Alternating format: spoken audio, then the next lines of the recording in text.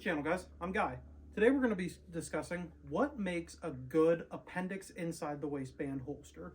I'm going to be using two holsters to demonstrate what I think makes a good holster. First one being the Filster Floodlight. This is for the Modlite PL350. Second one being the KSG Armory Lexington for my P365X macro. Big things about a good quality holster, regardless of its appendix, inside the waistband, outside the waistband. There's a few key parts. One, build quality. You can see for an inside the waistband holster, the Lexington has no sharp edges. It's very rounded. It's got good kydex used. It's not too thick, but not like thin to where it's going to snap in half.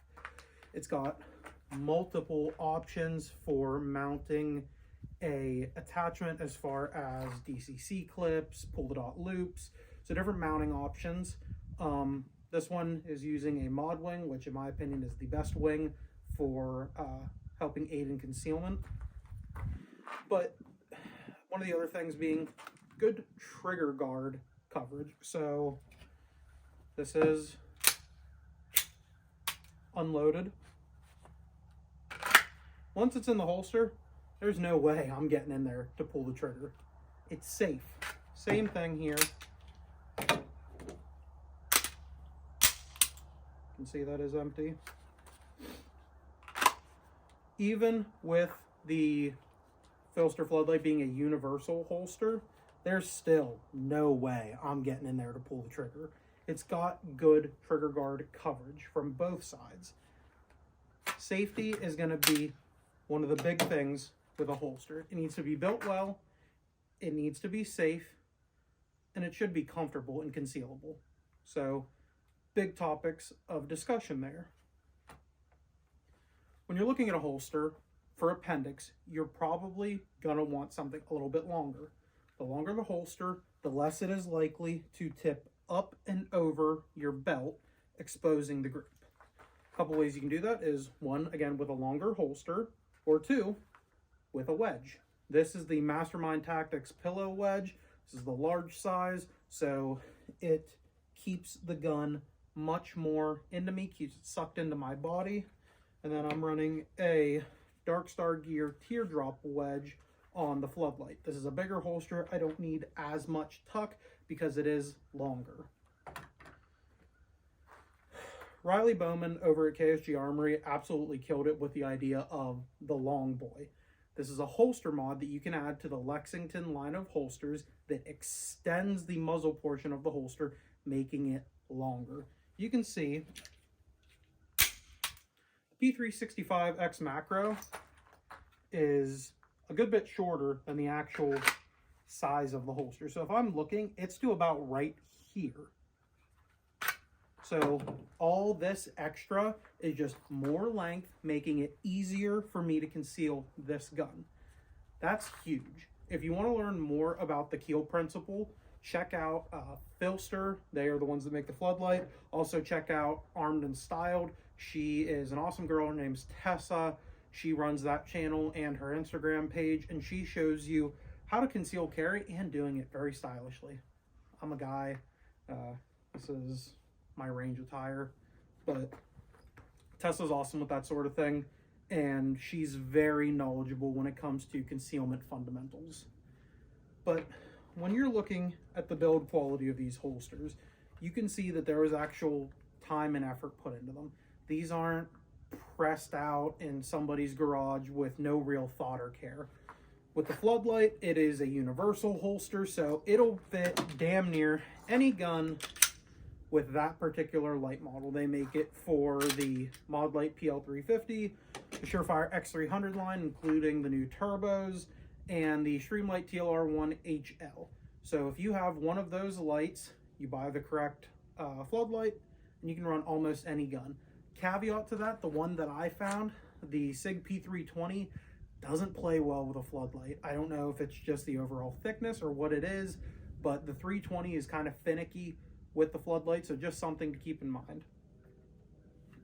So these holsters are super comfortable, both of them for me. I had a shorter one for my macro, because I'm impatient and it was quick ship and I wanted to get out to the range. I don't like doing anything where I can't practice my draws. So I ordered a quick ship. It was the biggest waste of roughly $80 of my entire life. I'm not going to name drop them because they do have a pretty cult-like following, but yeah, it just didn't work. So I hit up Riley and got one of these holsters. I paid full price for it. He was running a Black Friday sale, so I grabbed this and I grabbed a mag carrier for it. But this hits all the boxes for what a good concealed carry holster should offer. It's long, so it enables that keel principle. I slapped the wedge on there to help it a little bit more, but if you see here, all these holes, okay, this is so you can customize your ride height, your mounting solution, whether that be, this is a DCC monoblock, you can run mod 4s on it, you can run pull the dot loops, hell, you can even just order it with no hardware and attach it to your Filster Enigma. This holster checks every box for what a good holster is.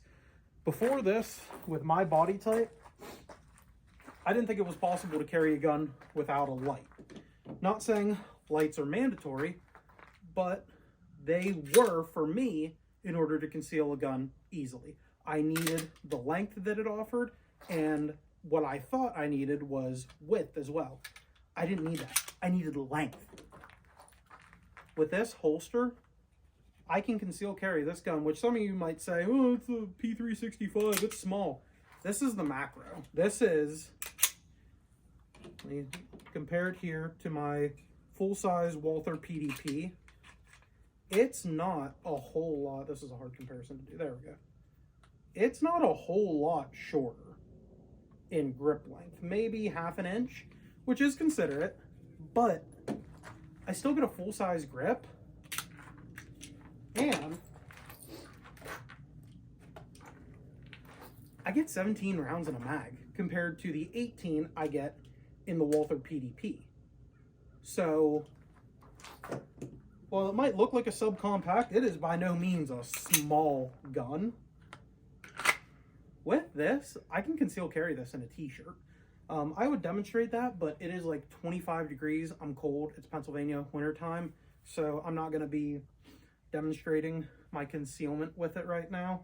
But I have Instagram posts where you can see this holster in action, and I'll post a picture of me concealing this in just a plain shirt after the video ends. If I had to rate these two holsters, in my opinion, they're the best in the game. I used to be a sidecar guy. I used to use a tier 1 concealed Axis Slim when I was running a 2011 a couple years ago, but I lied to myself saying, nobody's going to notice the printing. Bullshit. They're going to notice it. Whether you want to admit it or not, they're going to notice something's kind of poking out of that guy. What's that poking out of his stomach? They're going to see that. They're going to take notice. Don't draw attention to yourselves, guys. It's the point of being concealed. Make sure you're getting yourself a good quality holster. Check out Filster. Check out KSG Armory. Other really good holster companies that I don't have them out with me, but make great products. Here's something from them. JM Custom Kydex. This is their high ride aiwb mag carrier. This, again, they kind of understand what Riley understands. Long boy. You want it long, like this. That way, cool thing is this one fits either my Sig mag or my Walther mag, but you want that length so that it is less likely to tip out and up. It being longer, you add a wedge to this, sucks it in even more to your body. You can carry around a decent amount of ammo with you, concealed and comfortably. So JM Custom Kydex is another great holster company. Let's see, Tenacor makes some great holsters as well, and Darkstar Gear. They all make phenomenal holsters. Yeah, they have a bit of a lead time, but it's worth it. These are pieces of life-saving equipment.